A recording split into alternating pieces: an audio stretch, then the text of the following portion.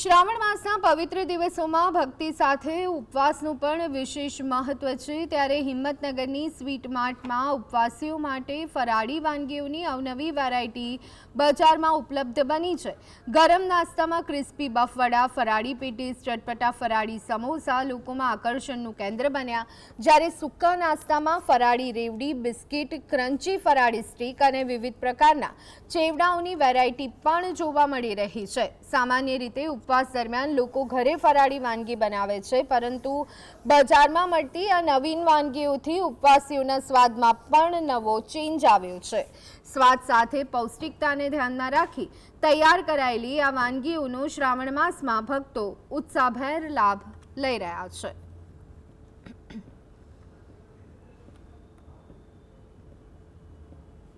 આ વખતે શ્રાવણ માસ દરમિયાન બહુ બધી વેરાયટીઓ સૂકા નાસ્તામાં પણ છે અને ગરમ નાસ્તામાં પણ લાયેલા છીએ, જેમ કે બફવડા છે, પેટીસ છે, ફરાળી સમોસા છે, પછી સૂકા નાસ્તામાં રેવડી, ફરાળી બિસ્કિટ છે, પછી લીલો ચેવડો, સેવ, રાજગરાની સેવ, સાબુદાણાની સેવ, સાબુદાણાની સ્ટીક છે, પછી ખાખરા છે, ફરાળી સાબુદાણાના ખાખરા છે। આવી બધી બહુ બધી અવારનવાર વસ્તુઓ લાયેલા છીએ।